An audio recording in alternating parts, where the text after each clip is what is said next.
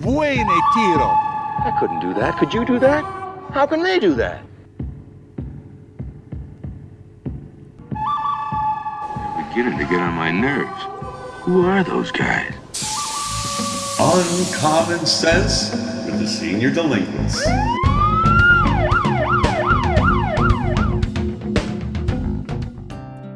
Actually, I am a traditionalist, and when these people came over, I said, well, let's revive caddying. Great idea. Don't know exactly where this chap came from, but Slavic, I believe. Don't really know how to pronounce his name either. He has no consonants in it. They call him He does respond. He's a quick learner. Excellent caddy.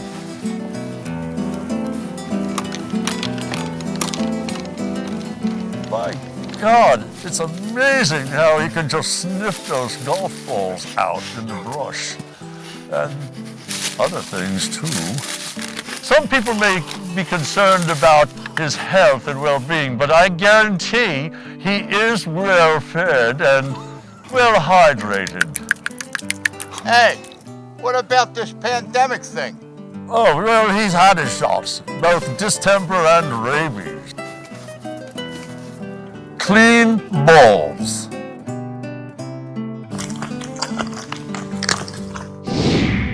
Welcome to another episode of The Senior Delinquents. Once again, I'm the sole delinquent this week. My esteemed co-host, Dennis Silvers, is now officially missing. He set out to fix the problems we're having in the Ukraine, but airline records show he put in the wrong airport code and flew to Uzbekistan. As the richest and most desirable male in the country, the female population is looking for him. And climate king John Kerry is also combing the countryside. Hopefully Dennis will be deported so he can make the next Senior Delinquents program. Today, you can see my report from the PGA Merchandise Show in Orlando, Florida. The show began in the 50s, just a few minutes from where I live in Tampa. Then it was little more than a flea market. Over the years, it evolved into the biggest golf show on earth, bringing thousands of manufacturers and vendors to the Orlando Convention Center. Because of the pandemic, 2021, it was canceled. Now it's back, but definitely different. Some of the big names in golf were there, but mainly it was a niche supplier show. Kicking off the expo, Demo Day was always a huge event, the Roman Colosseum of golf.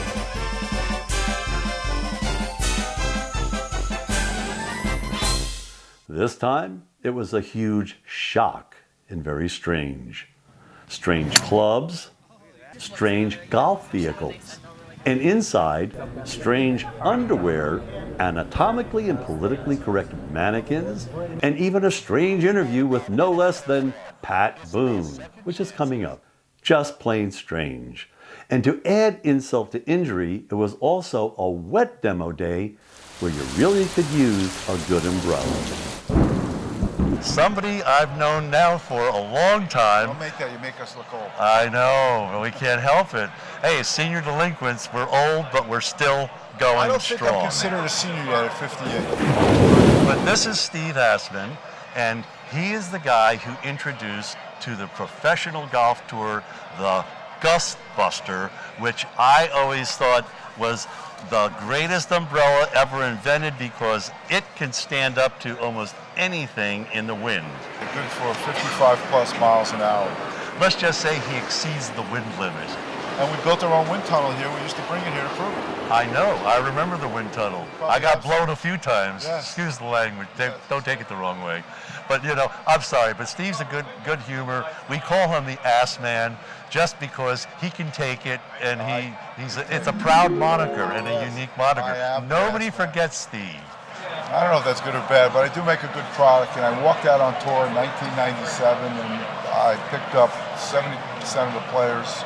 Such players as Tiger Woods, Brooks Koepka, Jordan Spieth, and Titleist on tour, just to name a few. And they pay us, which if they're paying us for the product, it must be good because they have to play in the rain. having worked in New York, you're a New Yorker. If you've ever been to New York and gotten one of those $10 umbrellas that last maybe 5 minutes in the rainstorm that you'll get there, this will be with you forever, unless you lose it. Beware of knockoffs because they don't have the lifetime guarantee that we have. It automatically opens, it's 43-inch umbrella, and now when you're walking through a building or you're getting into your car, say I'm in the car now, I got the thing now, I just go like this, and I put it away. And then once I'm inside, I cock it, fold it, I'm ready to go. Because when it rains and it pours, who are you going to call? The Gust Buster. That's right. The old adage is to catch a mouse, use some cheese. But our special sponsor this week is a mouse that caught millions of tourists and bazillions of dollars in Orlando. I hate to say it, but this is really a Mickey Mouse operation. Well, that's okay because I'm here at Disney World. They are having their 50th year anniversary and golf is booming again, especially here at Disney World. They have 3 championship courses, the Magnolia, the Palms, and the Buena Vista. They also have a 9-hole course, and that's a great course for walking and for kids to learn how to play golf.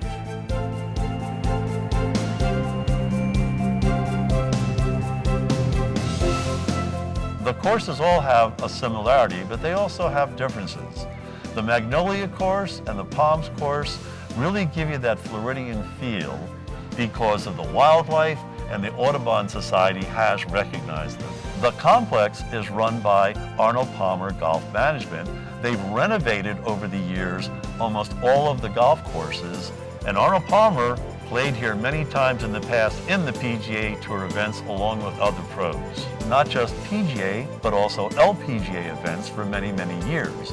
So the next time you're in Orlando, don't wait another 50 years. Come on down and play the Disney World courses.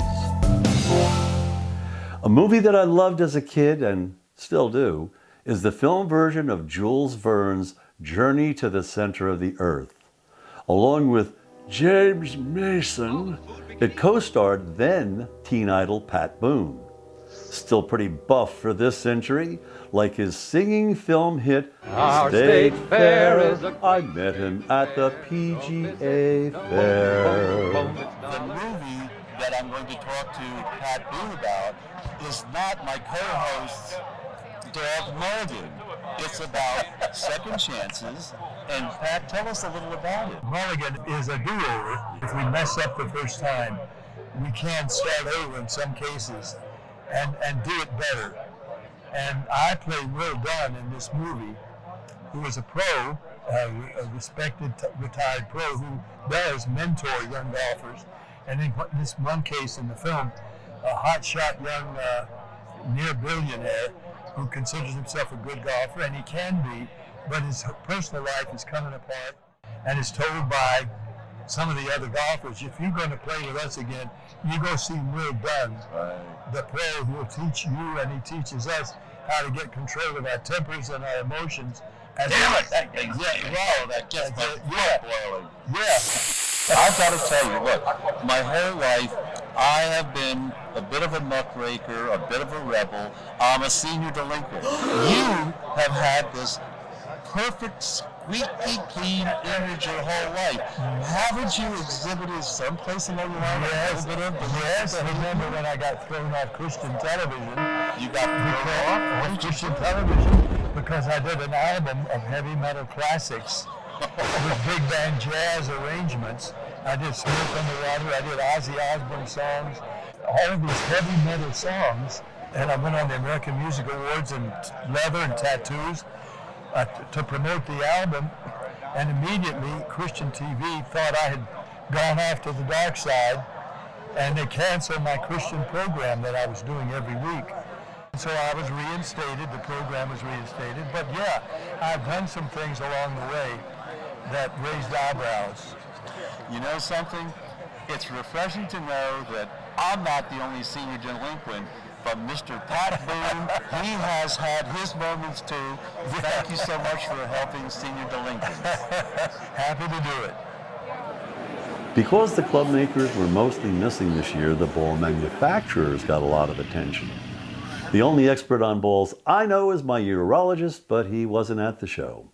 But someone else who really knows his stuff, as you will see, shared some pretty interesting history on golf. Here at the PGA Merchandise Show in Orlando, I have James Kaiser, the Boxburg Hickory champion, a championship that uses really old equipment. This club, it's actually an historical piece of equipment. It's 140 years old. It's got smooth face, it's hickory shaft, leather grip. But we play with this type of equipment in our championship. We also use a ball called a gutta percha ball. These golf balls today are manufactured with precision, but the golf ball you're talking about, you didn't manufacture them in bunches of thousands or millions of balls. No, they started out with rocks, then they went to wood, then they went to a feathery ball, which was feathers stuffed in cowhide like a baseball. A well-crafted craftsman could make 4 featheries per day. 4 a day. 4 a day. So Can only. you imagine sitting there all day stuffing this golf Right. ball? Then a person developed gutta percha, which came off Asian trees. It's tree sap from China to the UK, and they created molds for them, but it didn't fly. But he found that the more he hit it, the more it got marked up. He discovered the aerodynamics that dimples provide now. Purely round golf balls don't really go anywhere. You No. have to have those patterns. You have make to them have get the up in the air. aerodynamics. They start out really well when they're brand new, but once you hit them one time, they go out of round and they develop characteristics that make it very difficult from 12 inches in to even hit the hole if you catch an edge. It's one more reason to get angry in golf. But James, Exactly. you look pretty calm and cool Exactly. about it. So thanks for being on the Senior Delinquents. Thanks for having me. Thanks for watching, and please visit the site for more episodes and gems from the Senior Delinquents. You got to pull up at the same time. Hold it up. Now you push. There ready? you go. This is for me. Thanks to Terry Gillespie, Mr. Rubberface, for his time at the show helping me to put it together. And also, this time, my ending toast is from Orlando. Cheers, OMG lemonade.